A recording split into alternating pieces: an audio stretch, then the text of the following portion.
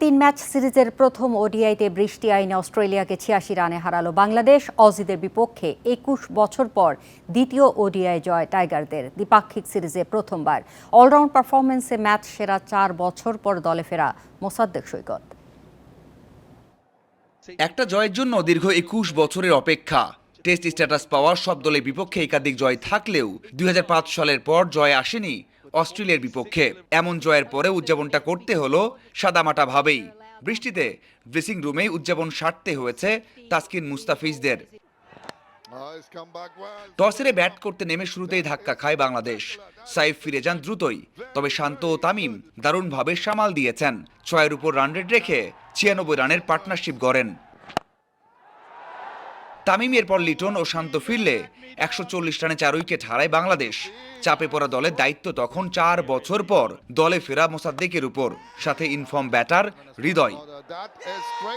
হৃদয় ধরে খেলেছেন। আর মোসাদ্দেক যা দেখালেন তাতে অবাক হওয়া ছাড়া উপায় নেই। 75 রানের জুটি গড়েন দুজন, 49 রানই করেন সৈকত। হৃদয় ফিরে গেলেও সমস্যা হয়নি। লোয়ার অর্ডারকে নিয়ে ঠিকই রানের গতি বাড়িয়েছেন। তাসিনকে নিয়ে 33 বলে 35 রানের জুটি গড়েন, তাতে বাংলাদেশ পৌঁছে যায় 284 রানে। সৈকত তখন ক্যারিয়ার সেরা 70 বলে 86 রানে অপরাজিত।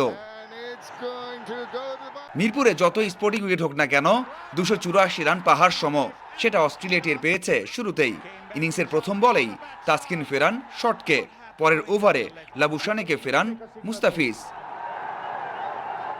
কোনালি ইংলিশ 49 রানের জুটি গড়েছেন। ভয় জাগার আগেই রানা ফেরান ইংলিশকে। রানার আগ্রাসনে অস্ট্রেলিয়ান অধিনায়ক বাধ্য হয়েছেন থমকে যেতে।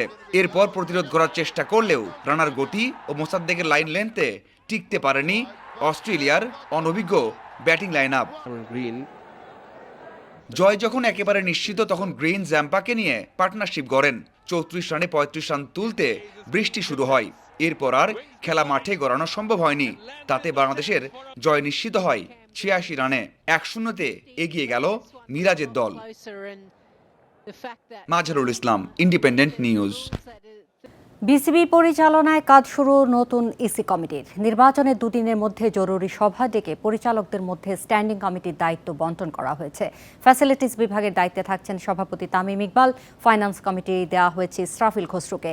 গেম ডেভেলপমেন্ট ফাহিম সিনার। এইচ গ্রুপ কমিটি দেখভাল করবেন মিনহাজুল আবেদিন নান্নু। এইচপি ও গ্রাউন্ডস কমিটি শাহনিয়ান তানিমের। মিডিয়া অ্যান্ড কমিউনিকেশন প্রধান আসিফ রব্বানি।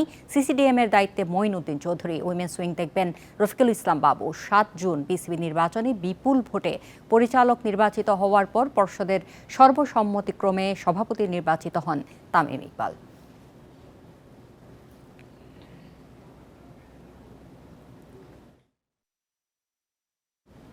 ফুটবল বিশ্বকাপে সব খেলা সরাসরি সম্প্রচার করবে বিটিভি। ভ্যাট ট্যাক্স বাদে প্রায় 47 কোটি টাকা দিয়ে ফিফার কাছ থেকে সম্প্রচার স্বত্ব কিনেছে রাষ্ট্রীয় টেলিভিশন। দুপুরে সচিবালয়ের সংবাদ সম্মেলনে এ তথ্য জানান তথ্য প্রতিমন্ত্রী। এ সময় যুব ও ক্রীড়া প্রতিমন্ত্রী জানান, সরকারি উদ্যোগে বিভিন্ন স্থানে ডিজিটাল স্ক্রিনে বড় পর্দায় খেলা দেখানো হবে। 11 জুন শুরু হচ্ছে the greatest show on earth FIFA বিশ্বকাপ 2026। যুক্তরাষ্ট্র, মেক্সিকো, কানাডায় হতে যাওয়া 23তম ফুটবল বিশ্বকাপ বাংলাদেশ থেকে দেখা যাবে কিনা তা নিয়ে ছিল শঙ্কা। এ পরিস্থিতিতে সরকারি ক্রয় সংক্রান্ত কমিটির 25তম সভায় বিটিভি বিশ্বকাপের সম্প্রচার স্বত্ব কিনবে বলে সিদ্ধান্ত হয়। তথ্য প্রতিমন্ত্রী জানান, সম্প্রচার স্বত্ব কেনা হয়েছে 47 কোটি টাকায়। তবে এর জন্য বিটিভিকে 1 টাকাও দিতে হবে না, সব খরচ উঠে আসবে বিজ্ঞাপন থেকে। জনগণের জন্য আনন্দের বিষয় হলো এই টাকা বিটিভিকে পরিশোধ করতে হবে না।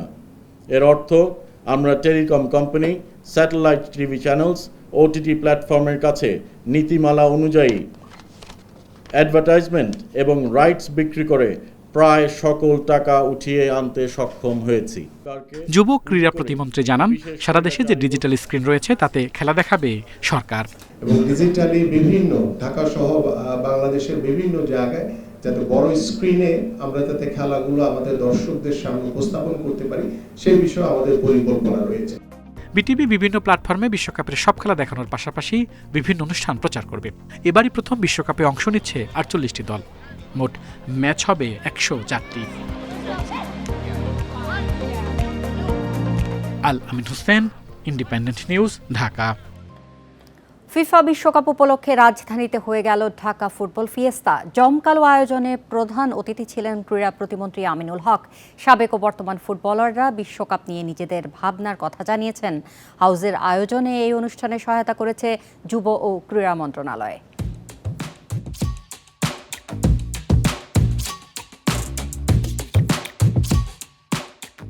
সারা বিশ্বের সঙ্গে বাংলাদেশেও শুরু হয়েছে বিশ্বকাপ ফুটবলের উন্মাদনা। ঢাকা ফুটবল ফিয়েস্তা বিশ্বকাপ উপলক্ষে রাজধানীর 5 তারকা হোটেলে বিশেষ আয়োজন। সাবেক বর্তমান ফুটবলারদের মিলন মেলায় যেন উৎসবের আমেজ। দেশের ফুটবল ও বিশ্বকাপ আমেজকে এক সুতোয় গাঁথার চেষ্টা আয়োজকদের। সাবেক অধিনায়করা মেতেছিলেন বিশ্বকাপ আড্ডায়। প্রিয় দলকে নিয়ে কথা বলেছেন, উপভোগ করেছেন আমন্ত্রিত অতিথিরা। সম্মাননা দেওয়া হয়েছে স্বাধীন বাংলা ও সাবজয়ী দলের ফুটবলারদের। জামাল, মোরসালিন, জায়ান, জিকোরাও ছিলেন। সব মিলিয়ে বিশ্বকাপের মৌসুমে ভিন্ন রকম আবহ।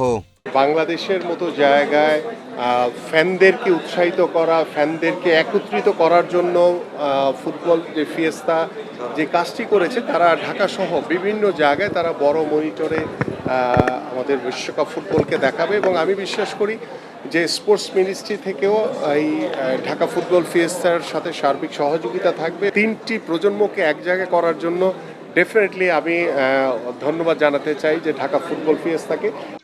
লাল সবুজের হয়ে একসাথে মাঠে লড়েন জামাল, জিকোরা। বিশ্বকাপের রোমাঞ্চ তাদের মাঝেও। কেউ সমর্থক আর্জেন্টিনার, আবার কেউ বলছেন হেক্সা পূরণ করবে ব্রাজিল। এমন আয়োজনে ঘরের মাঠে সাফে ভালো করার প্রেরণা পেয়েছেন তারা। আসলে এখানে সবাই ফুটবল পাগল, সবাই ফুটবল ক্রেজি, আর এই মাস তো একটু বেশি পাগল না ফুটবল নিয়ে। আমার ফেভারিট দল অলওয়েজ ব্রাজিল।